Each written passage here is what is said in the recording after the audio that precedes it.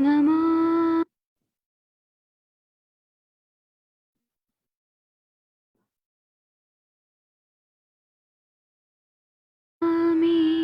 धन्वन्तरिमादिदेवम्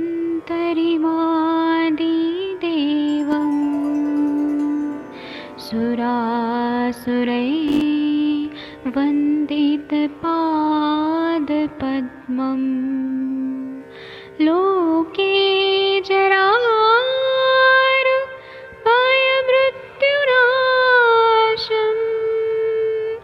दातारमीशम्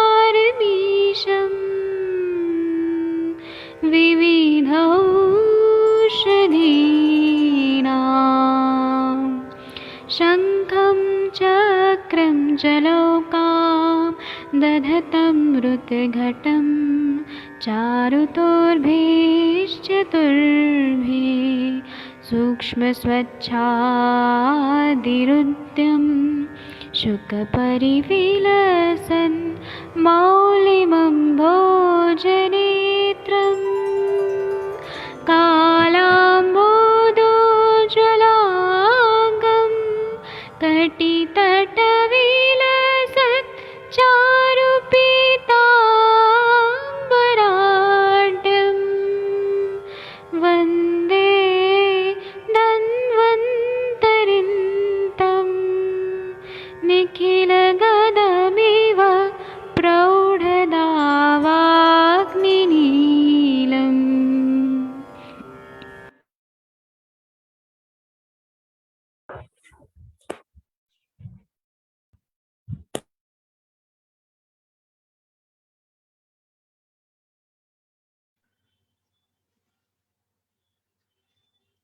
प्रणाम सभी लोगों को। मैं वैद्य अरविंद पाठक पुणे महाराष्ट्र से आप सभी लोगों का स्वागत करता हूं। हम लोग अब माधव निदान पढ़ेंगे। माधव निदान में हम लोगों ने शोष के अलग अलग टाइप शुरू किया था, तो उसमें उसके तहत ये बहुत अच्छा है शोक शोष। जो शोक करने से पेशेंट बहुत ज्यादा फ्रस्ट्रेटेड रहते हैं लाइफ में, कभी कभी ऐसी घटना हो जाती है जो उनके लाइफ में नहीं होना चाहिए, तो उसके वजह से वो लोग बहुत ज्यादा शोक में रहते हैं और उसके वजह से खाना पीना बंद हो जाता है। तो इसमें इसकी वजह से शोक शोष हो जाता है।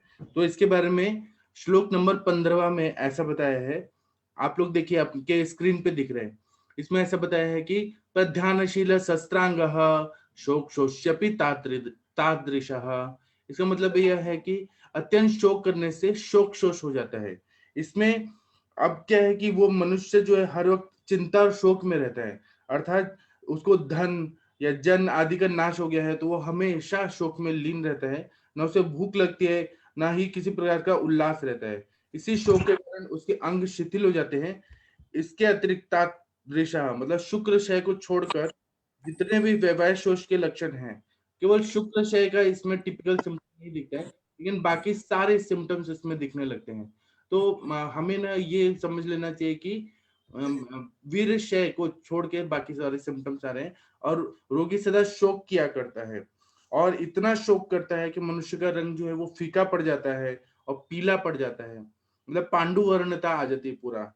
और इसमें अनाहार करने के वजह से मतलब कुछ खाया पिया नहीं रहता है, इसीलिए उसको रसादी धातु भी शुष्क हो जाते हैं। शुष्क होना मतलब शोक, मतलब शोक से शुष्क होना, शरीर सूखने लगता है। तो उसको ना एक ही बात खाई जाती है, इसलिए ऐसा हो जाता है।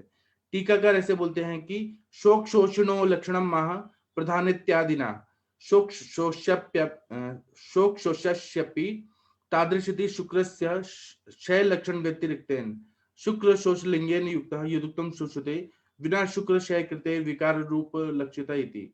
इसका मतलब यह है कि शोक शोषी के लक्षण ऐसे बता रहे हैं कि प्रध्यनशील, प्रध्यानशील मतलब शोक शोष्यपि तादृश अर्थात वीरनाश के अतिरिक्त जितने भी शोक शोषी के लक्षण होते हैं वे सब वैवाहिक शोषी के ही होते हैं। वैवाहिक शोष में ये होता है कि उसमें शुक्र शय का मतलब सिम्टम ज्यादा दिखता है। बाकी पूरा शरीर पेल हो गया है, पूरा मतलब पेलनेस आ गया है, पांडुता आ गया है, सूख गया है। और सुश्रुताचार्य जी ने भी यही कहा है कि विना शुक्र शय कृत इत्यादि। तो यहाँ पर यही अभिधान है, अभिप्राय है कि यहाँ पर शोक शोष से शरीर सूख जाता है। बहुत सारे लोग डिप्रेशन में रहते हैं, लाइफ में कुछ कुछ ऐसे घटनाएं हो जाती हैं, जैसे किसी का पैसे का लॉस हो गया, किसी की गर्लफ्रेंड चली गई, कोई भी कारण हो सकता है, तो इसकी वजह से शोक शोष हो जाता है। अब मैं आप लोगों को अनम्यूट करता हूँ। आप लोग जो लोग बोलना चाहते हैं कृपया अनम्यूट करके आप लोग बोल सकते हैं। डॉक्टर कंचन मैम, आपने ऐसे पेशेंट देखे हैं शोक प्रणाम सर। जी प्रणाम, बताइए। जी सर, बहुत मतलब मैं तो बोलूँगी रूटीन, इसमें तो रोज ही पेशेंट दिखते हैं ऐसे। कभी जैसे बच्चे हैं तो उनका एग्जाम का टेंशन रहता है, तो वो भी एक शोष में रहते हैं बहुत बार। जैसे उनको उसकी टेंशन है, कोई भी टेंशन मतलब सर, जैसे कि किसी का जॉब चला गया है, या फिर बच्चों के एग्जाम है, किसी के घर पे डेथ हो गई है, हस्बैंड की डेथ हो गई, या फिर बच्चे की डेथ हो गई है, तो ऐसे मिलते हैं सर बहुत। और अगर हम हिस्ट्री लेते हैं तो इसमें कुछ ना कुछ कारण हमको मिलता है। और वहाँ पे मोस्टली पेशेंट ऐसी कंप्लेंट करके बताता नहीं है पहले कि अपने को की टेंशन है मुझे। बहुत कम पेशेंट होते हैं कि डायरेक्ट बता देते हैं कि मुझे टेंशन है करके। पर कुछ कुछ पेशेंट में हमें हिस्ट्री निकालनी पड़ती है कि क्या हुआ है, किस वजह से हुआ है, तो हमें उसका कारण मिलता है सर कि एक जो पेशेंट डिप्रेशन में है, इसी वजह से ये प्रॉब्लम्स चल रही है। तो ये सर बहुत मतलब बहुत दिनों तक ये अगर टेंशन में रहता है पेशेंट, तो इसमें बहुत सारी बाकी व्याधियां भी जुड़ती है। शोष तो दिखता ही है, एक लक्षण करके दिखता है बहुत बार, पर बहुत सारी व्याधियां भी आगे करके जुड़ती है। तो ये ऐसे पेशेंट में मोस्टली पहले तो वो टेंशन में है तो खाना कम कर देते हैं। अरुचि उनकी मतलब उनको वही चीज याद रखना है, वही चीज पे वो बातें करते मतलब खुद के मन में बातें करना, एक मतलब वो उनकी दुनिया बना देते हैं उनके आजू बाजू में कि बस वही है, बाकी चीजें कुछ नहीं है। तो वो सोच सोच के जो है कि खाने पे ध्यान नहीं है, खा रहे हैं तो बस वही चिंता में ही खा रहे हैं। तो बच्चों में भी ऐसे देखा जाता है कि जैसे अगर एग्जाम है 4-5 दिन पहले स्टडी करनी है, तो वो जैसे उसी में कि वो स्ट्रेस की वजह से पढ़ भी नहीं पाते हैं सर अच्छे से। कभी कभी किसी बच्चे में ऐसे भी देखती हूँ कि उसको अतिसार की भी कंप्लेंट हो रही है, छर्दी भी हो रही है उस दिन, बहुत ज्यादा शिरशूल भी कंप्लेंट करता है। बहुत सारे ऐसे भी पेशेंट होते हैं, अभी ये कोविड के सीजन में तो बहुत सारे पेशेंट है सर ऐसे कि जिनको ये क्योंकि बहुत सारा लॉस हुआ है ना सर कि यहाँ बिजनेस अच्छा चला नहीं है, बहुत सारी शॉप्स बंद थी, बहुत सारे जैसे ऑफिसेज बंद है, प्राइवेट जो सेक्टर में थे तो उनको तो सैलरी भी नहीं आ रही थी, गवर्नमेंट से तो उनको तो आधी सैलरी आ रही थी। तो सर ये कंडीशन, ये जो सिचुएशन चल रहा था पिछले 3 साल, तो ये इसमें ना जैसे कि कोविड खुलने के बाद जैसे पेशेंट आना स्टार्ट हुए, तो मोस्ट ऑफ यही पेशेंट देखे हैं मैंने कि जैसे कि कोई हार्ट की प्रॉब्लम हो रही है, उसको कुछ भी पहले की कोई भी हिस्ट्री नहीं थी, पर ये शोक की वजह से उसने हार्ट प्रॉब्लम डेवलप की है। शोष वो ऐसे बोलता था कि सर मेरा वेट लॉस हुआ है बहुत, और मेरा पूरा शरीर ऐसे सूखा सूखा लग रहा है, और मुझे ना हार्ट में पेन हो रहा था, तो एलोपैथी ने ईसीजी किया, बाकी टेस्ट की, ये उसमें ब्लॉकेजेस आए। पर एक्चुअली इसकी अगर पिछले हिस्ट्री देखे तो हमको इसमें स्ट्रेस ही एक मेन कारण दिखता था सर कि ये इसी की वजह से हुआ है। और 100% सर ये पेशेंट तो मैं बोलूंगी कि मुंबई साइड में तो मैंने 99% हर एक बीमारी में जैसे स्ट्रेस यही कारण दिखा है सर। जी सर।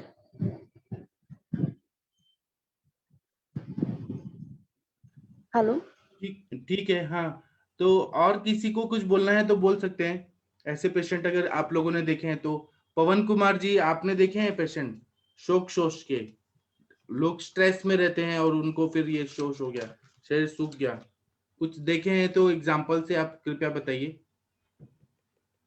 प्रणाम सभी वैद्यों को। हेलो। बोलिए बोलिए बोलिए सर। सर बहुत सारे शोक में, डिप्रेशन में तो सारे पेशेंट ही सोच में ही चले जाते हैं, क्योंकि उनको उनका पूरा दिनचर्या ही बिगड़ जाता है। अगर किसी को कोई डिप्रेशन हो, किसी भी कारण से हो, शोक, चाहे वो घर में कोई ट्रेजेडी हो जाए या कोई और कोई कारण हो, उसका पूरा का पूरा लाइफस्टाइल बिगड़ जाता है। उसका खाने का, सबसे पहले तो उसका निद्रा, उठने का, सोने का, ये सारे हेतु की वजह से ना उसका सब धातुओं में सोर्स चला जाता है, और ना उसका रस का अच्छा से बनता, कोई भी धातु उसकी प्रॉपर नहीं बनती।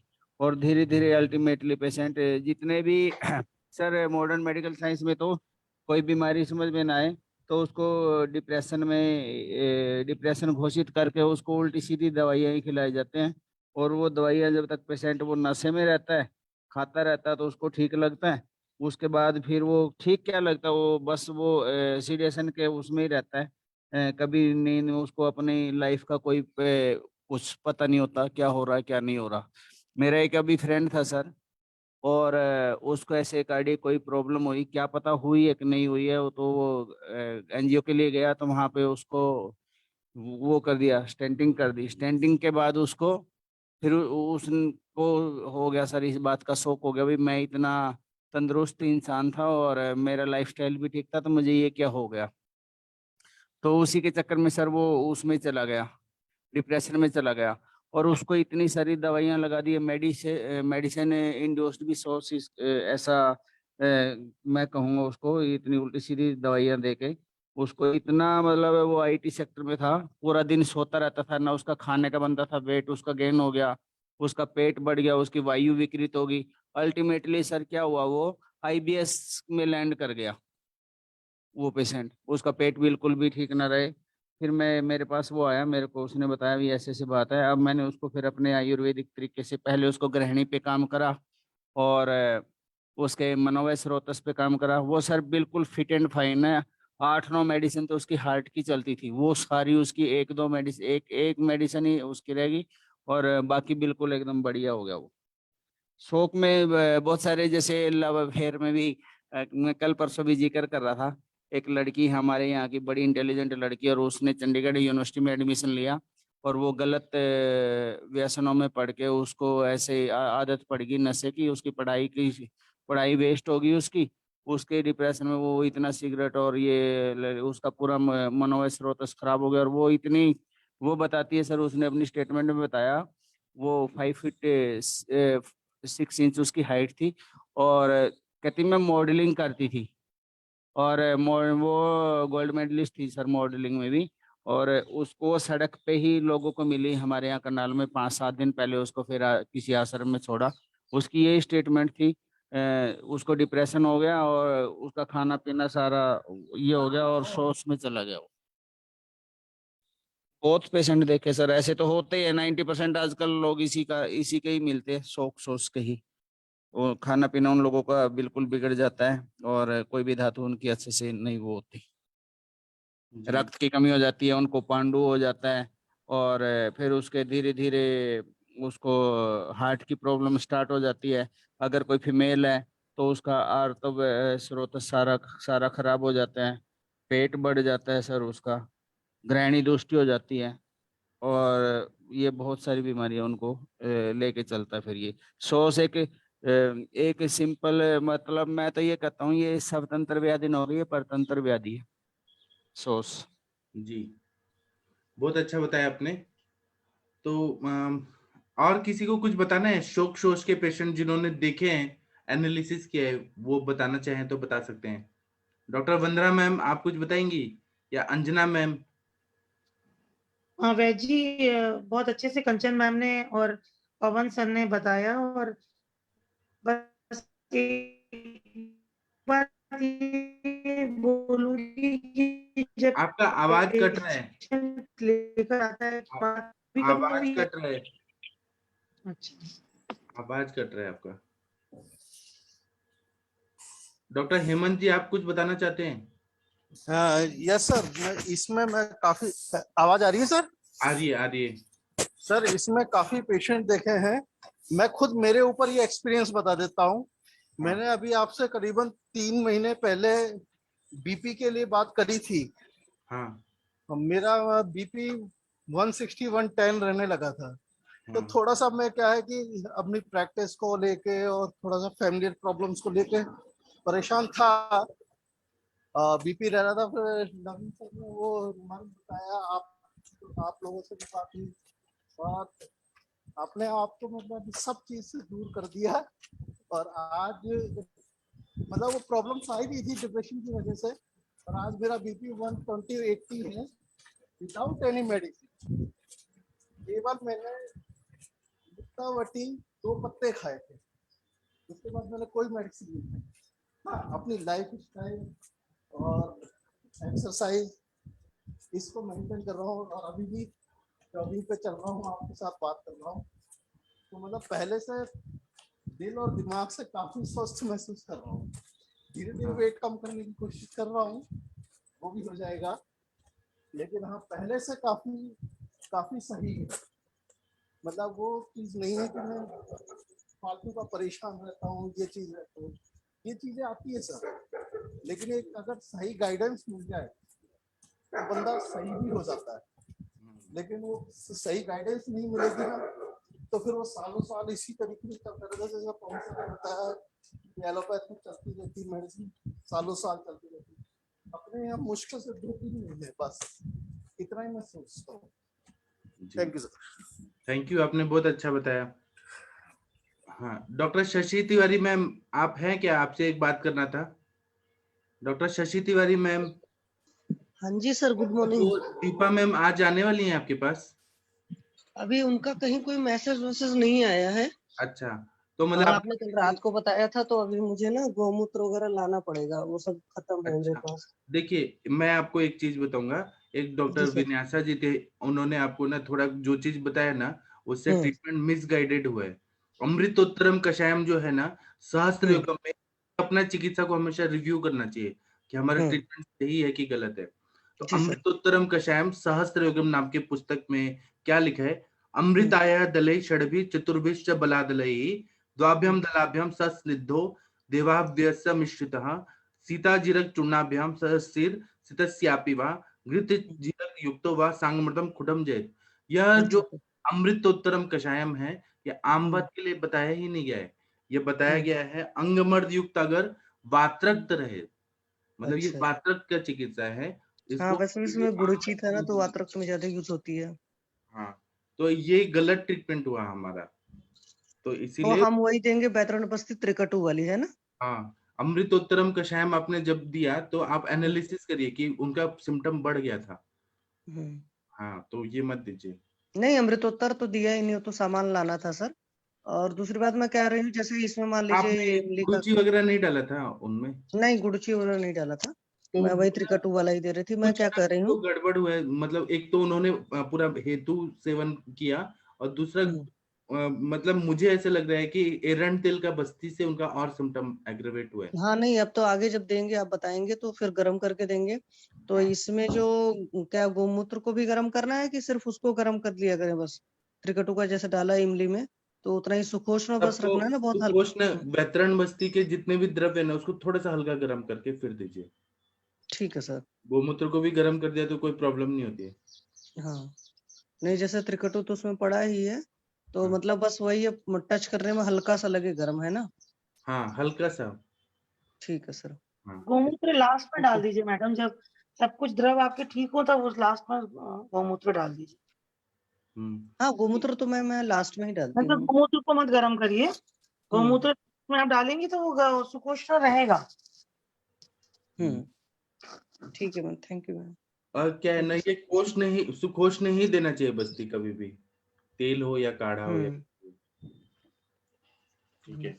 अब वो एक्चुअली आएंगे। में बुक में लिखा भी था, और वहां पर डिफाइन है ना, कुछ जगह जैसे जो गर्म चीजें होती हैं तो उससे लॉन्ग टर्म इंटेस्टाइन वीक हो जाती है, जो ठंडा होता है थोड़ा सा, मतलब नॉर्मल टेम्परेचर होता है, उससे इंटेस्टाइन मजबूत होती है।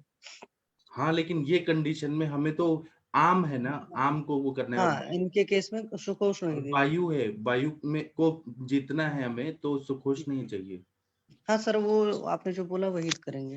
हाँ, ठीक है। ठीक है सर, थैंक यू और सर। आप चिंता मत करिए, वो आपके पास आएंगी और ठीक, और आप ही ठीक होंगी, करेंगी उनको। मतलब मैं आपको कभी हारने नहीं दूंगा, मुझे आपको जिताना है। जी। Thank you sir. ठीक है, आपने ऐसे शोष के पेशेंट देखे हैं शशि मैम? सर मैंने डॉट सेंटर पर 1.5-2 साल काम किया था, पर उस वक्त सिर्फ मैं गायनी में मतलब आयुर्वेद यूज करती थी, हाँ। और डॉट्स के जो पेशेंट्स होते थे उसमें वो नहीं दिखे थे। हाँ, उनको प्रॉब्लम ये रहती थी, जैसे मेजॉरिटी पेशेंट्स वही दुबले पतले वाले थे और कुछ मोटे भी आते थे, लेकिन लॉजिक नहीं समझ में आता था। एक बच्चा जैसे था, मुझे उसकी शक्ल आज भी याद है, उसको स्पाइनल कॉर्ड की टीबी हुई थी, तो उसकी बहुत सिचुएशन खराब थी। तो लेकिन तब पूछती नहीं थी ज्यादा, बस इतना पता चलता था कि भूख इन लोग की गई रहती है और बुखार बना रहता है, खांसी आती रहती है, बस ये सब सारी चीजें थी। तो सब ज्यादा हेतु तो पूछती नहीं थी मैं, जैसे अभी तो हर चीज समझ में आती है। और मेरे पास पर्टिकुलरली ऐसे कोई टीबी का पेशेंट नहीं है, मैंने अपने आयुर्वेद के उससे नहीं किया है, वो सारे एटीटी वाले सर रहते थे। ठीक है। पर होता है ना, उसे कहते हैं ना, चिंता चिता से बड़ी होती है, तो शोक सोच का वही वजह होगा। हाँ, रस क्षय का तो बताए ना, चिंता तति चिंतनात्, हाँ रसवस्त्र जी। की दृष्टि होती है पूरा, रस अच्छा, क्षय तो होता है, तो उसके आगे ही तो शोष शुरू हो जाता है अनुलोम क्षय से। हम्म। जी। तो हमारे सामने सबसे बड़ा एग्जाम्पल तो सर इसका दीपा मैम ही है। हाँ, इतना उसको दीपा मैम तो है ही ना, पूरा आमवत हुआ है तो रसवस्त्र के दृष्टि हुआ ही ना, आमवत हुआ है तो वो व्याधि है रसवस्त्र का, आमवत। सर उनका बहुत कुछ रीजन है, उनका खाने पीने का जो रहा है सो रहा होगा, और जो स्ट्रेस ली होंगी, और साथ में मतलब वो बहुत ज्यादा फिजिकल लेबर नहीं करते थे शुरू से। तो पंजाबी लोग हैं ये लोग, तो पंजाबी लोग थोड़ा खाना भी रिच रहे होंगे शुरू में, हो सकता है। हालांकि भाभी जी वेजिटेरियन है, नॉन वेजिटेरियन नहीं है, बट तब पर भी एक्टिवनेस या जो भी वजह रही हो, बहुत सारी वजह रही होंगी, मतलब डाइट के लेवल पर, लाइफस्टाइल के लेवल पर, और थॉट प्रोसेस के लेवल पर, तो सब मिल करके तो आमवाद का फॉर्मेशन करते हैं। और देखिए, जैसे हमें हाँ जी। उनको ना रिस्पेक्ट ही देना है, लेकिन अगर वो जहाँ गलत करेंगे तो डांटना भी है कि आप बिना भूखे क्यों खाना खा रही है, लेकिन उनको रेस्पेक्ट ही करना है हमें ऐसे। हाँ, जैसे अभी मेरे पास एक आमवाद की एक और तीसरी पेशेंट भी है, उनका ये है कि सर उनकी प्रॉब्लम अलग है, 48 की एज में है, और उनके पोता पोती वगैरह तक हो चुके हैं, मतलब बहुत कम एज की शादी थी, तो उनके बच्चे भी हैं, मतलब 3-4 शायद हैं क्या, और बहुत सारे मिसकैरेजेस वगैरह भी हुए हैं। तो वो बोलती हैं कि कमर के नीचे का पूरा हिस्सा, मतलब जैसे लगता है जान ही नहीं है, और पैर पूरे पूरे जमीन पर नहीं पड़ते, मतलब थोड़ा सा टेढ़ा टाइप का पड़ता है, और जॉइंट्स में सारी स्टिफनेस है, सारी चीजें हैं। तो उनका मतलब एग्जैक्ट तो डायग्नोस नहीं कर पा रही हूँ मैं, आमवात है कि क्या है, पर ट्रीटमेंट मैं उसी स्टाइल में उनका कर रही हूँ। फिर मैंने सोच रही थी, मैंने कहा इनका भी बैतरण बस्ती तो नहीं पहले, और पेट उनका भी खूब निकला हुआ है, तो सबका वही है, तो उनका सोच रहे थे पहले मात्रा बस्ती 1-2 दे दूं क्या, जब दीपन पाचन के बाद में, हाँ हाँ। अगर उससे आराम आता है तो फिर वही बस कर दूंगी, क्योंकि मेन उनको कमर वाले हिस्से का ज्यादा प्रॉब्लम है। तो ठीक है सर। हाँ, अब मैं आपको शोक शोष के कुछ एक एग्जाम्पल बताता हूँ। मैंने अभी ये कोरोना टाइम से ना बहुत सारे लोग देखे हैं कि वाइफ की डेथ हो जाती है तो कुछ दिन के बाद हस्बैंड की भी डेथ हो जाती है। हाँ, मतलब वो तो होता है अधिकतर होता सर। है, मतलब वो अंदर ही अंदर आदमी हस्बैंड है ना, वो टेंशन में रहते हैं कि वाइफ की डेथ हो गई, उनको सुना सुना लगता है, और अंदर ही अंदर वो घुटते जाते हैं, और फिर कुछ दिन बाद उनको हार्ट अटैक आ जाता है, या कुछ डिप्रेशन में जाते हैं, या कुछ ना कुछ हो जाता है, फिर डेथ हो जाती है। हाँ जी सर, ये तो होता है। हाँ। शशि मैम, जी सर। मैम आप ऐसे क्यों कह रहे हो भाई, समझ नहीं पा रही आम बात। आप क्लासिकल फीचर देखो ना आम बात का, पहले तो नहीं, उसका कई बार ऐसा होता है सर, वो जो पेशेंट है, मतलब देखिए, एक तो सूतिका काल का जो सिस्टम होता है कि अगर आप उन्हें, उनकी जब हिस्ट्री लिया, जो अभी जो थर्ड पेशेंट है आमवत की मेरे पास, तो 48 की एज है सर, उनके मतलब पोता भी हो चुका है, सोच लो। तो इस एज में मतलब उनकी शायद 15-16 साल की एज में शादी हुई थी, तो जब बच्चे हुए हैं तो उन्होंने दूध घी वगैरह कुछ भी नहीं खाया था, हड्डियों से कट कट की आवाज आ रही है। तो ये चीजें, और कमर के नीचे का सारा हिस्सा जो है वो, उनको उसमें कोई भी ताकत नहीं महसूस होती है। और मेरे पास 1.5 साल पहले आए थे, तब उन्होंने सिर्फ कॉन्स्टिपेशन की कंप्लेन करी थी, तो उस वक्त तो मैंने उनको एनिमा दिया था, बोला था उन्होंने मुझे लेना है। फिर अभी आई कि मैम आप ही ठीक करोगे, मेरी हालत बहुत खराब है, तो आम वात का जो कुछ जो सिम्टम होते हैं उनके थोड़ा सा अलग है। उनका ये है कि पैर वाले हिस्से में ज्यादा दर्द है, खास करके जो आपका तलवा जो है उसमें बहुत ज्यादा दर्द है और कमर में कमजोरी महसूस हो रही है। तो वहां पर बहुत कुछ वजह है। उसमें एक है कि जब भी बच्चे होते हैं अगर लेडीज सही से खाती पीती नहीं है, मतलब खास करके अगर दूध घी नहीं लिया तो शरीर तो वैसे ही टूट जाता है। मतलब आप भले काम करते रहे, जैसे वो बोलती मैंने बहुत काम करा है। और अभी कल सर पढ़ा रहे थे तो मुझे वो चीज बड़ी अच्छी लगी कि स्वेदावरोध के लिए, हाँ उसमें मरमा में सर पढ़ा रहे थे कि ये पॉइंट स्टिमुलेट कराना है। तो उनको स्वेटिंग मतलब जो स्वेटिंग है वो भी बहुत कम होती है। तो वो आम वात की टिपिकल पेशेंट नहीं है। कई बार ऐसा होता है सर कि कुछ पेशेंट्स में आम वात के भी लक्षण मिलेंगे, 2-4 चीजों के और भी लक्षण मिलेंगे। अब जैसे मैंने उनको दवा दिया है, पेन उनका था बॉडी का, तो महायोगराज गुगुलू से उनको कोई फर्क ही नहीं पड़ा। तो जब कभी भी इस तरह के और बोलती मैं हंसती रहती हूँ, बट कई बार पेशेंट कहता है भले कुछ है, तो वहां पर लगता है साइकोलॉजिकल ट्रीटमेंट की ज्यादा जरूरत होती है। मैम और देखो उनके जब घुटने उतने सूजे उजे हम्म, नहीं है, हाँ स्वेलिंग वेलिंग उस तरीके से नहीं है। बट हाँ, जब योगा कराने बैठे तो क्योंकि आई भी योगा करने के लिए, तो तब देखा कि नहीं बॉडी में फ्लेक्सिबिलिटी है ही नहीं। तो ये सब बहुत सारी चीजें होती है सर। जैसे कुछ लोग तो आमोद का दिखता है टिपिकल पेशेंट है, और बहुत सारे अलग टाइप के होते हैं आमोद के पेशेंट। मैम अगर क्रॉनिक पेशेंट हो जाता है ना तो उसकी ना स्वेलिंग वगैरह ये कम होती है तो उसकी हड्डियां सूखने लग जाती है, और जैसे सारे सारे बॉडी के अंगों में पीड़ा होना, और भारीपन रहना, आलस्य रहना, भूख न लगना, और जितनी भी मतलब शुरू तो जैसे हाथ वाली छोटी संधियों से स्टार्ट होता है, और हाथ पैर सिर ये जानू सारी संधियों को धीरे धीरे करके ना वो जकड़ लेता है। तो ये एक फीचर तो उसको आप सर वीकनेस की कंप्लेन तो उनकी है, बट उनका ये है कि भूख उनको बहुत अच्छी लगती है।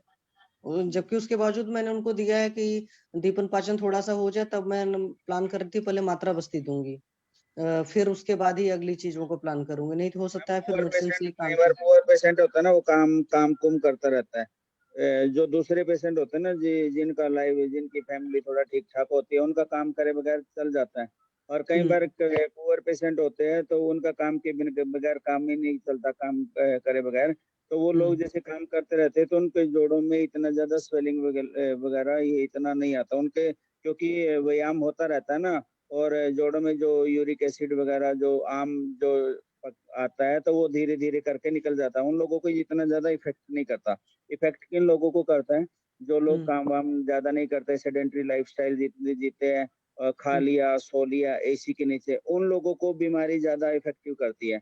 कोई भी अगर किसी गरीब पेशेंट की, जैसे आप कह रहे हो सूतिका में मान लो उसका नहीं, वात, वो गरीब नहीं है सर।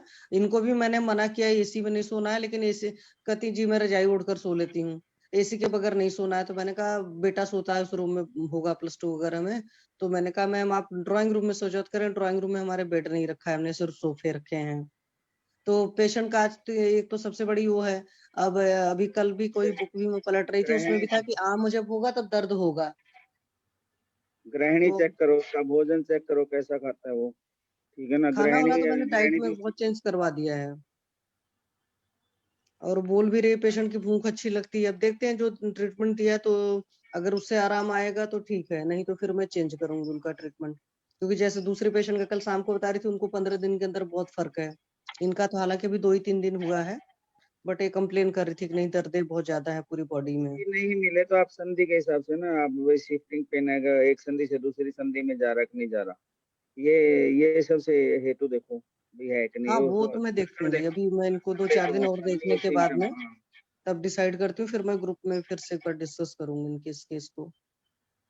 आम बात की जो बेसिकली स्पेसिफिसिटी होती है ना जो बड़े जोड़ों में से होता है, ठीक अब है ना। जैसे दीपा मैम की बात करूँ तो इनको भी शिफ्टिंग पेन नहीं है।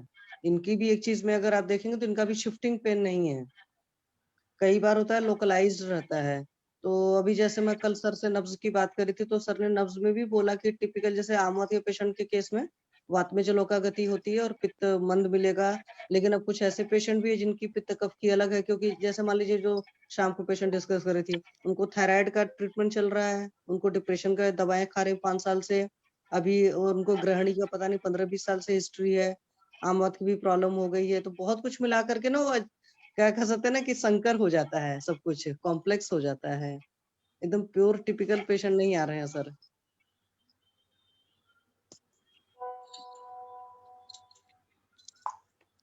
जी हेलो मैम, हाँ जी मैम।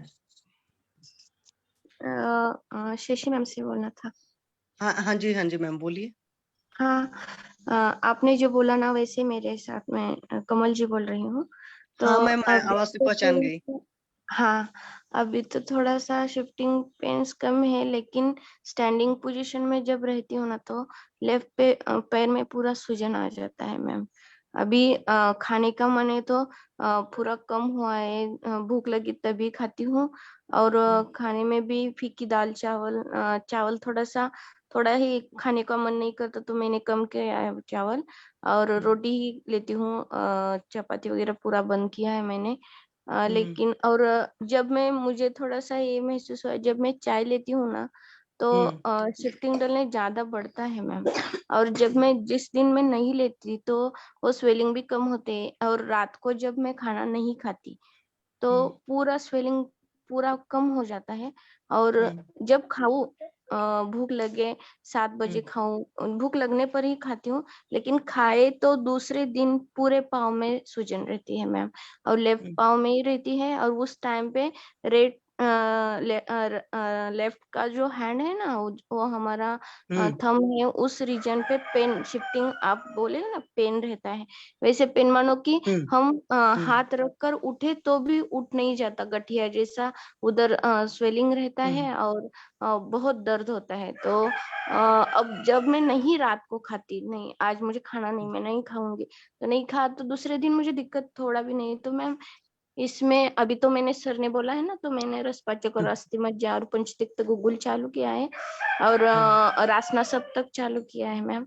और उसमें मोशन का तो कोई प्रॉब्लम नहीं मैम मेरे को, और नहीं खाना मतलब खाऊं स्टिकी तो स्टूल नहीं है मैम आपके? नहीं नहीं, स्टिकी स्टूल अभी भी नहीं। और अच्छा होता है पास, उसका कुछ भी गैसेस का कोई प्रॉब्लम नहीं, कुछ भी नहीं।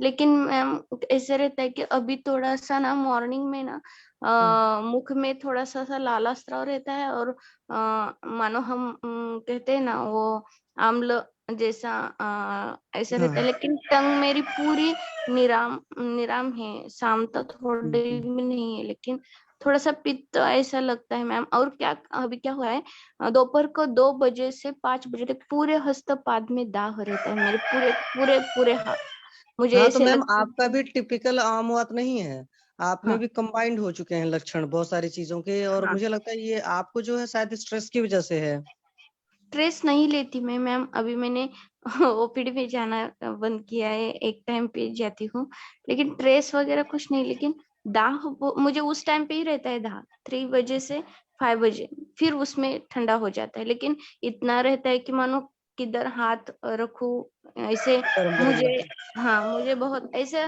फील होता है मैम, पाँव पैर के पाँव हाथ ऐसे मानो आँख से भी ऐसे दाह निकल रहा हो ऐसे। तो इसमें मैम डाइट में परहेज और क्या रखे, और घृतपान तो अभी चालू है, गोघृत थोड़ा सा लेती हूँ, है। तो बहुत पित्त कम होने के लिए, तो उसमें तो मैम मैम सर से नहीं बोला था, सर ने नहीं बताया दाढ़ी मास्टर वगैरह खरीद के साथ ले लीजिए थोड़ा सा? दाढ़ी मास्टिक ही ले रही हूँ मैम मैं। तो हाँ सर ने सिर्फ मुझे ये बताया था कि आप रसपाचक ले लीजिए, रसगत थोड़ा सा रहेगा, और अस्थि मज्जा। तो मैंने पंचतिक्त घृत भी उसमें चालू किया था टैबलेट फॉर्म में, और आसना सप्तक चालू। तो उसमें मैम क्या ऐड कर सकती हूँ? शिफ्टिंग डलने से पैर में, एक ही पैर में सूजन आती है, बाएं पैर में, दाएं पैर में नहीं आती है सूजन। मैम वो होता है कभी कभी। आप मुझे ये बताओ आपका यूरिक एसिड वगैरह कितना है? वो नॉर्मल है, यूरिक एसिड नहीं है 4.5 विद किया था, इन लेकिन अगर अभी रेंज है मैम। हाँ कुछ पेशेंट्स ऐसे होते हैं, जैसे मैं अपनी ही बात करूं, अगर जो हम्म लोअर लिमिट होता है ना, कुछ लोग की हम्म बॉडी में लोअर लिमिट क्रॉस होते ही प्रॉब्लम हो जाती है, और कई सारे पेशेंट होते हैं उनका यूरिक एसिड लेकिन 9 मैंने है। अभी 2 महीने नहीं किया है, 2 महीने का हम्म, पहले बता रही हूँ, अभी मैं हम्म। करके बताऊंगी मैम आपको लेटेस्ट, नहीं 2 महीने कल पहले या कितना था परसों। मैम? 4.5 था मैम, अच्छा। और जो लेकिन मेरा ओडिमा थोड़ा है, जो स्वेलिंग है, वो कैल्शियम, पिटिंग ओडिमा है कि नॉर्मल है? मैम इलिवेटेड फूड रखती हूँ ना तो पूरा नहीं, मान स्वेलिंग लो चला था, एलिवेटेड मानो अगर हम आपने नहीं रखा तो पिटिंग है कि नॉन पिटिंग है? पिटिंग है। वो भी कैसे रहता है, एंकल जॉइंट पे रहता है स्वेलिंग, और हम्म आगे नहीं रहता मैम स्वेलिंग। और जब मैं खड़ा रहूंगी तो पूरा पैर मानो हम उंगलियां भी मेरी ऐसे पिटिंग रहती है मैम। मैम और आपको क्रॉनिक यूटीआई तो नहीं रहा था हल्का हल्का? नहीं नहीं नहीं, यूटीआई का कुछ भी नहीं लेकिन प्रॉब्लम मैं मैम। कहूंगी आप ऐसा करो ना, हाँ क्रॉनिक यूटीआई का ट्रीटमेंट ले लो, ठीक है? हाँ जैसे ओके प्रेगनेंसी होती है ना कई बार, या मान लो हम लोग हॉस्टल वगैरह में रहते हैं, तो हाँ हॉस्टल वगैरह में देखते हो आप कितने सारे लोग वही बाथरूम यूज करते हैं। तो वो हाँ जो यूटीआई होता है ना, उसमें कभी हॉस्टल बर्निंग सेंसेशन या कुछ भी नहीं होता है, उसमें हाँ ज्यादा कुछ पता नहीं चलता है। बट हम्म मैंने देखा, क्योंकि मेरे साथ भी ये प्रॉब्लम थी, हम्म जब आप उसमें यूएसजी कराएंगे और बहुत अच्छा कोई यूएसजी करने वाला होगा, कि जैसे आपने यूएसजी अभी करा लिया पानी पी करके, फिर वो कहेगा जाइए इवैक्यूएट करके आई ब्लैडर। तो जब आप हाँ ब्लैडर हाँ इवैक्यूएट करोगे ना, तो उसके बाद जब वो फिर से यूएसजी करेंगे, जैसे यहाँ पर डॉक्टर्स ऐसे नहीं करते हैं, हमारे यहाँ हाँ एक बहुत अच्छे डॉक्टर थे वो करते थे ऐसे, फिर तब यूएसजी दोबारा करेंगे, तब वो बता देंगे कि आपके ब्लैडर में रेजिडुअल वॉल्यूम 50 ml की कितना बच गया है। मतलब हम जाते हैं इवैक्यूएट करने पर हमारा 100% ब्लैडर खाली नहीं होता है। खाली तो जब नहीं कभी होता। भी ये प्रॉब्लम होती है, तो उस केस में एक यूटीआई अलग टाइप का बना रहता है, ठीक है? ओके और फिर और लॉन्ग टर्म में बहुत सारी प्रॉब्लम्स को कॉज करता है।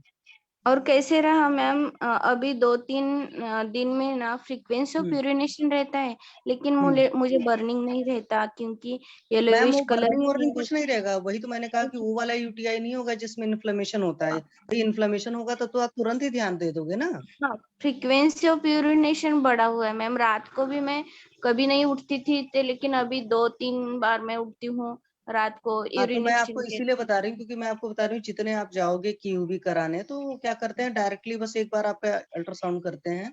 हमारे यहाँ हाँ डॉक्टर कलाम थे सर, हम हाँ बच्चे थे तब की बात है, वो सीरिया से हाँ करके आए थे, तो इंडिया में जब प्रैक्टिस कर रहे थे, तो वो मतलब इतनी अच्छी डायग्नोसिस देते थे मैम, कि अगर हाँ। डॉक्टर आपको 10 साल बाद बोलेगा एसाइटिस है, तो 10 साल पहले ही अल्ट्रासाउंड से बता देते थे कि तुम्हें एसाइटिस हो जाएगा। अरे बहुत अच्छा। हाँ, क्योंकि मेरे फादर के केस में उन्होंने बहुत पहले ही डिक्लेयर कर दिया था। मेरे पापा बोले कि जब सारे बड़े बड़े डॉक्टर बोल रहे हैं बीएचओ के, तो आपकी क्या रिपोर्ट है? फिर बाद में जब पापा को हुआ, तो उन्होंने बोला कि उन्होंने तो इतने साल पहले ही मुझे बोल दिया था कि प्रॉब्लम होगी। तो मतलब हम्म कुछ है, रेडियोलॉजिस्ट भी बहुत अच्छे होते हैं, मैम वो कभी रीनल भी जाके तो। पेरेनकाइमल डिजीज के रीनल पेरेनकाइमल डिजीज होती है ना किसी पेशेंट को, तो उसमें हम्म ना लीवर में एटिपिकल सेल पहले ही पता लग जाता है, वो 8-10 साल पहले ही पता लग जाता है। फिर सेल की हम्म। डिफॉर्मिटी आता है तो उसको एसाइटिस होगा ही होगा, लीवर पेरेनकाइमल डिजीज है या किडनी की पेरेनकाइमल डिजीज है। सर वो अब है, आपने अगर देखा तो होगा ना, तो रेडियोलॉजिस्ट भी जानते हो टेक्नीशियन की तरह काम करते हैं, कोई मतलब उनको होता नहीं है। क्योंकि मैं खुद बेबी ओबी का वो तो अल्ट्रासाउंड डॉक्टर कर पे लेती थी गायनी वो में काम करते हुए। तो अल्ट्रासाउंड बहुत मन से नहीं करते रेडियोलॉजिस्ट, जैसे को होता कि मैम वो आप डॉक्टर बहुत पे डिपेंड सिंसियर करता है ना होकर काम जिसके करेंगे पास। तभी तो पता चलेगा। हाँ वैसे मैम वो हाँ जी। डॉक्टर पे डिपेंड करता है ना, जो डॉक्टर अल्ट्रासाउंड प्रेस्क्राइब कर रहा है। रेडियोलॉजिस्ट भी समझ जाते हैं भी ये डॉक्टर किस टाइप का, अगर इसको सही तरह मेरे अल्ट्रासाउंड में कोई ऐसी गड़बड़ मुझे लगती है तो मैं पहले ही डिफरेंशियल 4 डायग्नोसिस लिख के भेजता हूँ, मुझे ये लग रहा है भाई आप इसको अच्छे से एलेबोरेट करो। एक लिख देता है सिंपल यूएसजी लिख दिया, यूएसजी एब्डोमेन हिस्ट्री लेके प्रॉपर, और आपको जो जो डिफरेंशियल डायग्नोसिस लग रहे हैं आप वो अपने उधर पर्चे पे लिखना। लिखो, और फिर ओके। आपको रेडियोलॉजिस्ट तुरंत समझ जाता है भाई जो देखा तो डॉक्टर ने कुछ नई चीज है, फिर वो उसको बड़े ध्यान से देखता है। अगर आप अच्छा, सिंपल जैसे मेरे पास हुआ था सर, एक पेशेंट था, पूरी हिस्ट्री थी, तो मैम ने मतलब उसकी सही लिखी थी वैसी, तो मैंने उनके हस्बैंड को डायरेक्ट कॉल किया, मैंने कहा पेशेंट को इतनी प्रॉब्लम है, आप तो अल्ट्रासाउंड 100% नॉर्मल निकाल रहे हो। तब उनके हस्बैंड ने बोला था कि मैम ठीक है भेज दीजिए, क्योंकि उन लोगों को मैं पर्सनली जानती हूँ। तब ये था, अदरवाइज वो जो रेडियोलॉजिस्ट में उनकी बात करें, उनको एक्चुअली में अपने काम पर बहुत गुरूर था, वो कहते भी थे कि मैंने अल्ट्रासाउंड अगर कर दिया तो कोई हो नहीं। तो कुछ लोग ऐसे होते हैं ना कि अपनी पैथी में हमें बहुत हाँ अच्छा करना है, तो उस तरह के थे। तो मतलब हाँ मेरा कहने का मैं कमल में बात अलग जा रही दिशा में। वो तो तो आप हाँ ऐसा है ना, थोड़ा सा पुनर्नवा वगैरह लो, अगर सर ने आपको सजेस्ट किया है या नहीं तो मुझे नहीं हाँ मालूम है सही से। पुनर्नवा लीजिए और गोच्छुर लीजिए, ठीक है? और लंघन ओके अगर आप जो कर सकते हो, जितना भी मतलब जिस फॉर्मेट वाला लंघन कर सकते हो, हाँ और भारी कोई चीजें नहीं खाना, आ जाएगा हफ्ते 10 दिन में 15 दिन में आराम आपको।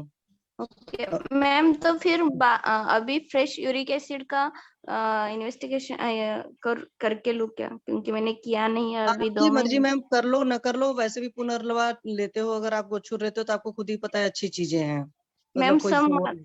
सम मात्रा में लेना चाहिए और कैसे क्वाथ फॉर्म में लूँ या ऐसे अब ही? मैम मेरे को तो अभी तक तो मैं मार्केट की मेडिसिन लिखती थी, अगर पॉसिबल रहे तो फिर पुनर्नवा का क्वाथ बनाकर ही ले लो, नहीं पॉसिबल है तो पुनर्नवा अरिस्ट ले लो, क्योंकि फिर ओके मेरे पुनर्नवा पास अरिस्ट तो लोगे तो। पुनर्नवास है तो मैं वो ले सकती हूँ क्या?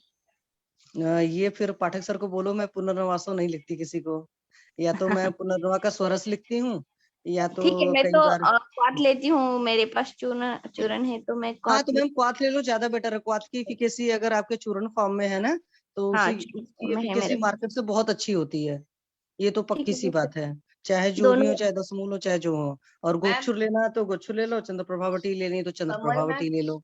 हाँ बोलिए ना मैम। गुड मॉर्निंग मैम, हम्म। मैं डॉक्टर माधुरी बोल रही हूँ। हाँ गुड मॉर्निंग बोलिए। शशि मैम।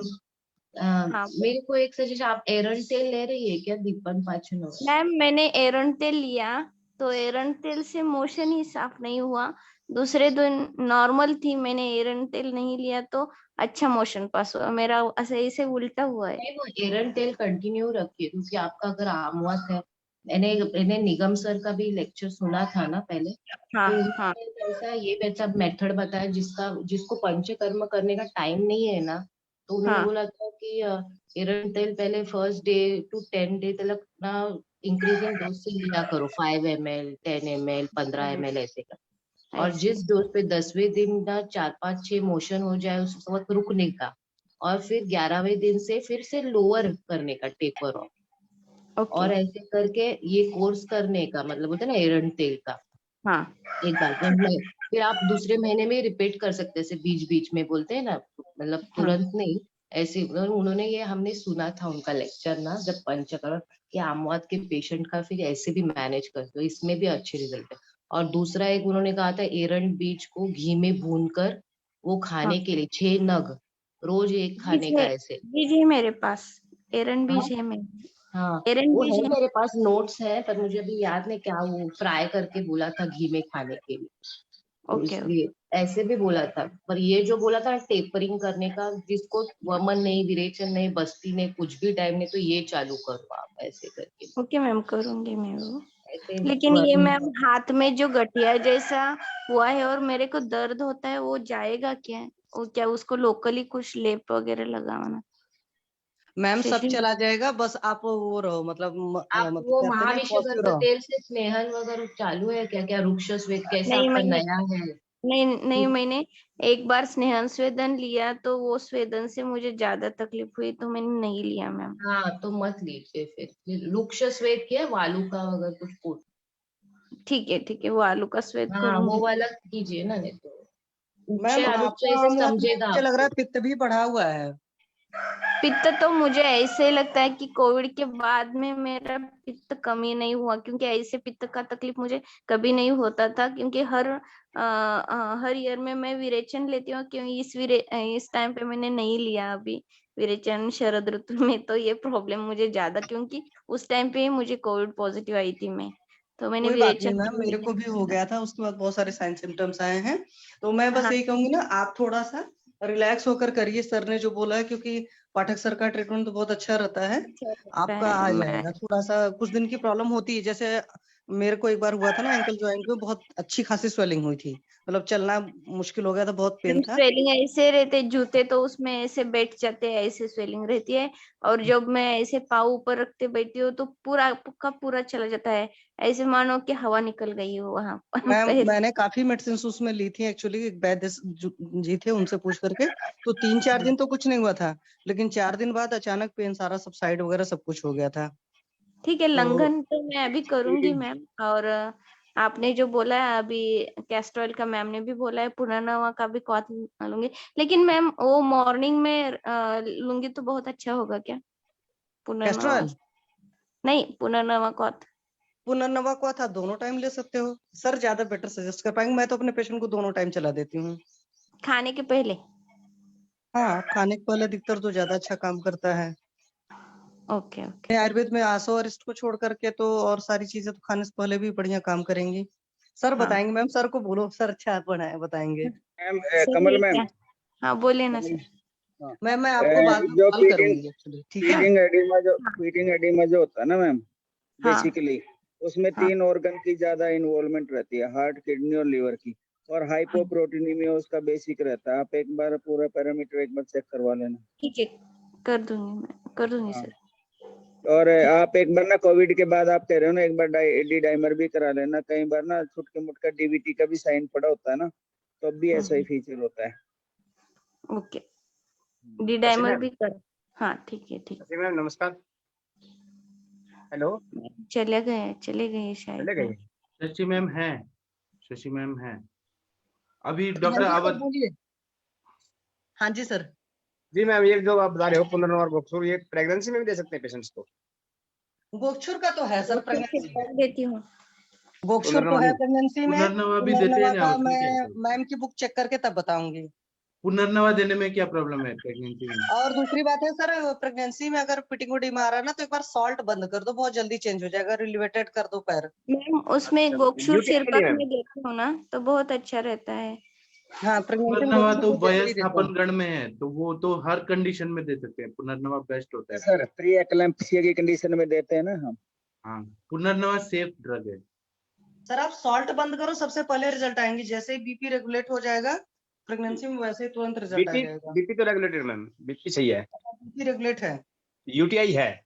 यूटीआई है। UTI है जी मैम। यूटीआई है तो कमल जी, चंद्रकांत हाँ बाबू बोलो। फुल। एक तो मुझे आपको हाँ जी। कहना है कि आप संहिता पाठ कर रही हैं, तो उधर आपका मुर्गा भी अपने भाषा में संहिता पाठ कर रहा है। वो हर रोज आता है सर।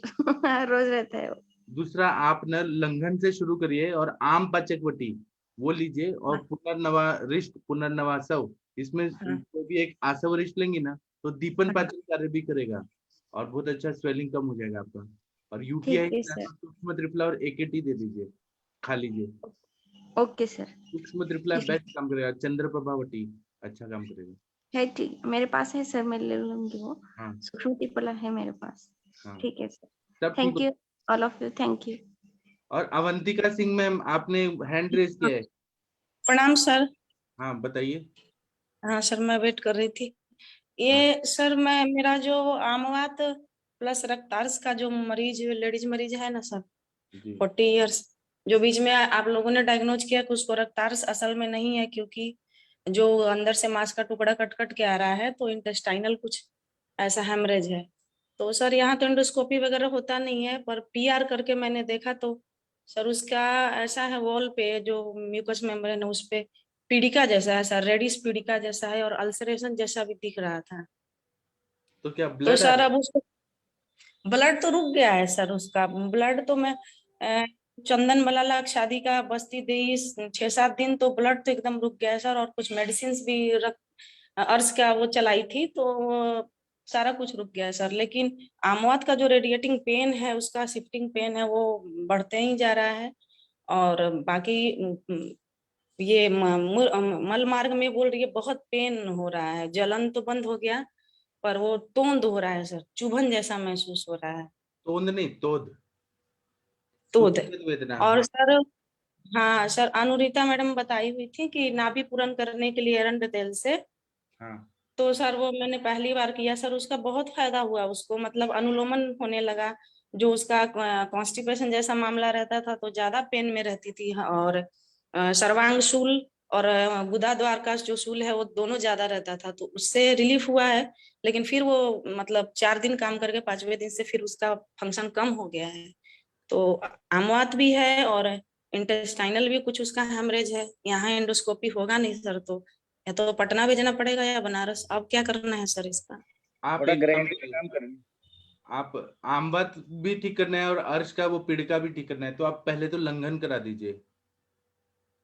सबसे अच्छा, पहले लंघन कराइए, बिना भूख के खाना नहीं खाना है, कराए हुए थे सर।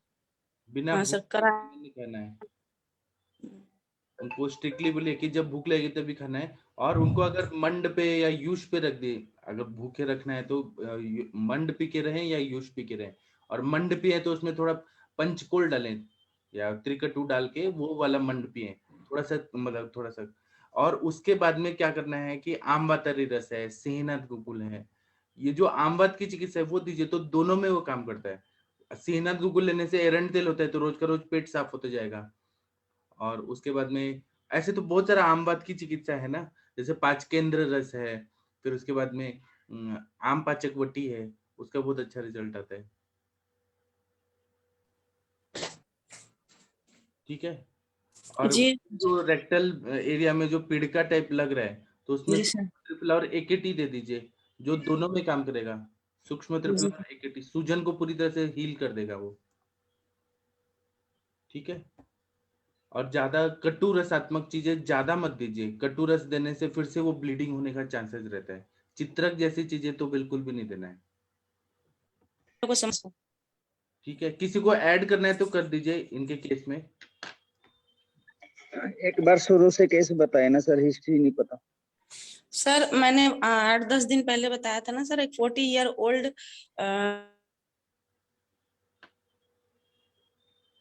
अवंतिका जी आपका आवाज चला गया। अवंतिका जी आवाज नहीं आ रहा। आमवात फर्स्ट होता है और पूरे शरीर में आम भरा हुआ है, नाड़ी पे भी आम बता रहा है। तो एक तो आमवात क्लियर केस है। फिर वो आते हुए बताई थी मेरे को कि स्टूल के साथ मेरे को ब्लड आता है। तो स्टूल मैंने पूछा उसका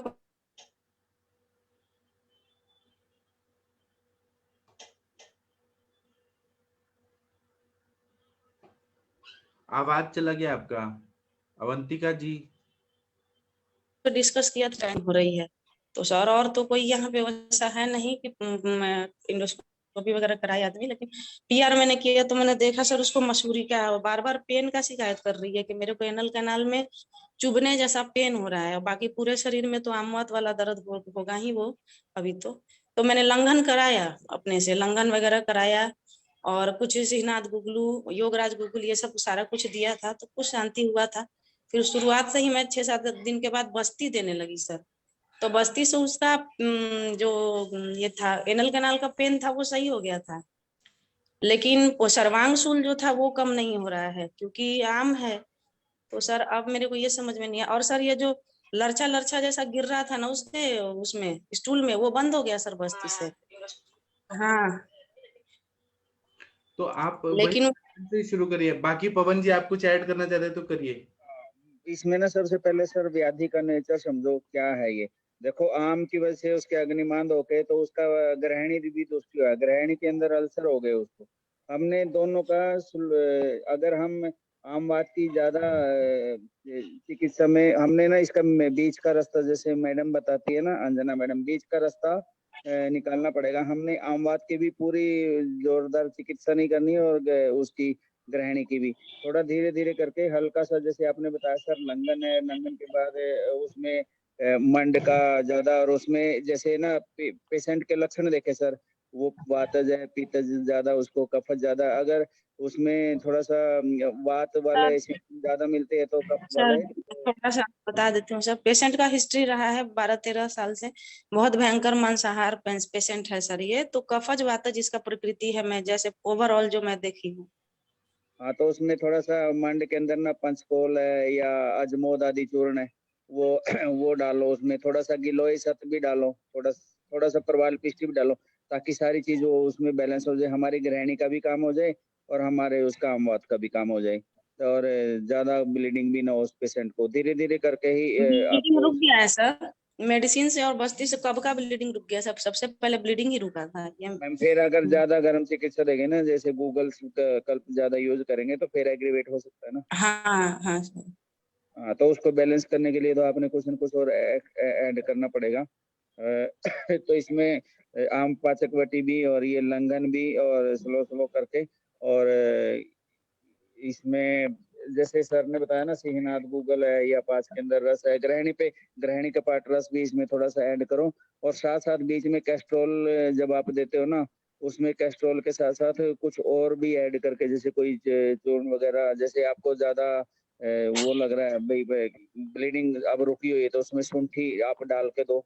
शुंठी के साथ थोड़ा सा और दाढ़ी मास्टर भी आप थोड़ा डाल सकते हो, ताकि दोनों का गर्म नेचर बैलेंस हो सके। धीरे धीरे करके ये शुंठी पेन को भी कम करेगा, और कैस्ट्रोल है जो उसका आमवात के ऊपर भी पूरा असर करेगा, और गृहिणी को भी अच्छा करता है, क्योंकि कैस्ट्रोल एक ऐसी चीज है वो अंदर कोई अक्षोभ पैदा नहीं करता। दिन से सर चल और लेकिन उसका कोई इफेक्ट नहीं आया।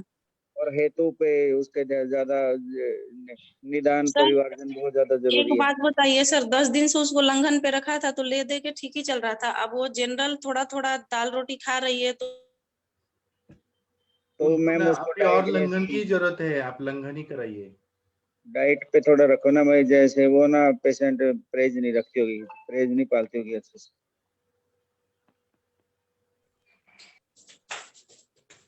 जी। और बाकी आप लोकली मैम जैसे मैडम ने कहा था वो नाभिपूर्ण है, लोअर एब्डोमेन पे वातानुलोमन के लिए कैस्टर ऑयल का, ये बहुत अच्छा है। सर मैं एक केस बताऊं, मेरे पास ना कल एक पेशेंट आया, उसका बेटा आया कि उसके फादर को बहुत ज्यादा सीवियर कॉन्स्टिपेशन है और ऑस्टियोआर्थराइटिस का पेशेंट है, वो चल भी नहीं पाता और उसकी गर्दन भी टेढ़ी हो गई और उसको मल का इतना ज्यादा विबन था, तो बड़े परेशान थे, वो करे तो करे क्या। मैंने सर उसको 10 मुलाकात मेरे पास होता है, मैंने वो उसको वो दिया 100 ml के करीब दिया और 50 ml कैस्ट्रोल दिया और मैंने उस पेशेंट को बोला आप ये थोड़ा सा हल्का सा गर्म करके ना और अंदर डाल दो। डालने के बाद सर उसको क्रीमी निकला, 1.5 फुट के 2-3 क्रीमी निकला और उसका गर्दन तुरंत सीधा हो गया और पेट एकदम से मतलब उसका पेन पुन सब चला गया एक ही बस्ती के अंदर। बस्ती में क्या डाले थे आप? मैंने 10 मुड़ा क्वाथ डाला था सर, और ये उसी को ही दिया था। मैंने बोला था पहले थोड़ा सा आप ऐसे करना, 2 और चम्मच कृमि जो शहद निकले और वो चंदन। कृमि जो थे वो जिंदा थे कि मरे हुए जिंदा थे? थे सर, जिंदा जिंदा। तो सोचिए आपका जो दशमूल वाला काढ़ा था वो आपका बहुत पावरफुल होगा, वो कृमि को बेचैन कर दिया, बोले अब क्या घर में रहना है, चलो बाहर निकल जाते हैं। मेरे को ना उसका आधे घंटे बाद फोन आया, कहते डॉक्टर साहब उसने ये निकला और कहते उसकी गर्दन 8-10 दिन से इतनी टेढ़ी सी हो रही थी वो भी ठीक हो गई और कमर में और वो सारा पेट फूट एकदम से सही हो गया। जी, बहुत बढ़िया आपने किया, प्राउड ऑफ यू पवन जी। ऐसे ही आप करते रहिए, बहुत अच्छा लगा। आप लोग को एक चीज मैं अपना पर्सनल एक्सपीरियंस बताऊं क्या? मैंने ना कल रात से बृहद वास्कादि कषाय लेना शुरू किया है, रात को लिया था और अभी लिया। इतना तेज भूख लग रहा है ना, इतना तेज भूख लग रहा है जैसे लग रहा है भस्मकाग्नि है, इतना तेज भूख लग रहा है। इसमें चित्रक है ना बृहद वास्कादि कषाय में और वासा है, इतना बढ़िया दवाई है। आप सब लोग को तो लेना ही चाहिए और ये रसायन काल में तो लेना ही चाहिए बृहद वास्कादि कषाय। सर आंखें भी मुझे अच्छी लेना है, जी। मुझे लेना है बृहस्पति कैसा मैं है, आपको क्योंकि थोड़ा मेरे सा देख रहे भेज हैं आँख दूंगा, की ज्यादा प्रॉब्लम हो रही है मेरे को। मैं आपको थोड़ा भेजूंगा। आप मेरे पास, मेरे को इतना खुद ही ऐसा फील हो रहा है कि अग्नि इतना प्रदीप्त हो गया है, इतना भूख लग रहा है मुझे अभी। सर आपने खुद ही बनाया था या बना बनाया वो? नहीं नहीं, मैं सारे द्रव्य लेके आता हूँ, बना के फिर देता हूँ। सर आपने पानी में काढ़े की तरह लिया? नहीं, मैंने ऐसे पाउडर लिया 1 चम्मच और पी लिया पानी के साथ, रात को लिया था और ऐसे अभी नहीं लिया। करना है, ऐसे तो मुझे इजी ऐसे है लग सर रहा है कि आपको। सारा मेरा पच गया पहले का और अभी इतना तेज भूख लगा है, लेकिन अभी मैं जा नहीं सकता खाने को क्योंकि अभी यहाँ लेक्चर लेना है, इतना तेज अग्नि प्रदीप्त हो गया। आप लोग भी लीजिए, ये रसायन के रूप में लेंगे ना तो आपको आंखें भी अच्छी हो जाएंगी और मतलब अंदर से आपका सब रस रक्त मांस में दस्ती मज्जा शुक्र सब अच्छा हो जाएगा। आप सब लोग लीजिए। हाँ सर सर मंगाते हैं, आपसे बहुत कुछ मंगाना है, रोज रोज डिले होता जा रहा है, मंगा रही मैं। ठीक है, अभी हम थोड़ा 5 मिनट ब्रेक ले क्या? जी 5 सर। मिनट ब्रेक ले लेते हैं, 1 घंटा सर से। जो सर ये कड़वा नहीं मुझे लगता ये है? अभी पवन कड़वा जी ये लगता बस्ती है, कड़वा लगता है, लेकिन आप ना जैसे ही जी पे लेंगे और पानी पी लीजिए तो कुछ कड़वा नहीं लगता। अच्छा, वो काढ़ा बहुत ही कड़वा है। मैं काढ़ा वाढ़ा नहीं बनाता, मैं डायरेक्ट पाउडर लेके ऐसे अंदर ही swallow कर लेता हूँ। Okay sir, thank sir you. मुझे भी पाउडर फॉर्म में ही चाहिए। हाँ, वो पाउडर लेके, आप विकास जी बताते थे ना कि कितना अच्छे से पेट भी साफ होता है, अग्नि भी प्रदीप्त हो जाते हैं और अंदर से फ्रेश लग रहा है, ऐसे लग रहा है एनर्जेटिक फील हो रहा है क्योंकि तो इतना। सर ये लगभग मरीजों को दिया जाना चाहिए सर, मरीजों का छोड़िए, क्योंकि अग्नि तो सबकी करानी। आयुष दर्पण के सारे चिकित्सकों को बृहत्वास्कदी कषाय लेना चाहिए सब लोग, क्योंकि दिन रात पढ़ाई कर रहे हैं तो आंखें भी तो अच्छी होनी चाहिए, अग्नि तो अच्छा होना चाहिए। जी आप सब लोग लीजिए, बिल्कुल सर। मोनिका मैम तो आपको तो जरूर लेना चाहिए जी। सर बिल्कुल अभी ले रही हूँ सर। सर लेकिन मैंने यवकुट बना के रखा है सर, एक्चुअली उसको ऐसे नहीं ले मेरे पास ऐसे कपड़ सकते, से तो चूर्ण उसको फिर फॉर्म मैं में, कैसे लूँ सर? मैं आपको थोड़ा सा हाँ वो गिफ्ट, सर वो होगा तो। मैं हाँ मोनिका नहीं मैम सर, मेरे आपको पास जो गिफ्ट पड़ा भी है। दूंगा, मुझे आपको गिफ्ट देना हमेशा थैंक यू अच्छा सर, थैंक यू। मैं सोच रही हूँ उसको भी एक बार दोबारा से। लगता है। हाँ, thank you so much sir, आपकी कृपा है सर। सर मैं ये बोल रही थी, जो पवन सर ने वस्ती दिया, तो पवन सर उसको कंटिन्यू करना पड़ेगा ना अभी, क्योंकि हो सकता है और भी हो कृमि अंदर। हाँ, मैम मैंने पेशेंट को अभी उसको ना आया नहीं, वो परसों की बात थी और उसके बाद अभी कृमि जी चिकित्सा उसकी चलाऊंगा मैं। पेशेंट वो घर पे चले नहीं सकता था, वो बेड रिडन ही अच्छा। हो गया था। अच्छा, तो अभी उसका और भी बेटा कंटिन्यू आया करना था। पड़ेगा ना, लेकिन ये बोल उसका बेटा आया था और उसको मैंने दिया था, और 15 मिनट जी बाद ही उसका फोन आ गया। वो उसको ऐसे हुआ, और वो गर्दन उसकी टेढ़ी थी ना 10-12 दिन से, वो सही होगी एक ही बार में। बहुत बढ़िया सर, बहुत ही बढ़िया। ये अच्छा एक्सपीरियंस शेयर किया सर, थैंक यू। ठीक है, अभी हम थोड़ा ब्रेक ले लेते हैं, फिर मिलेंगे हम। प्रणाम सभी लोगों को, थैंक यू, धन्यवाद।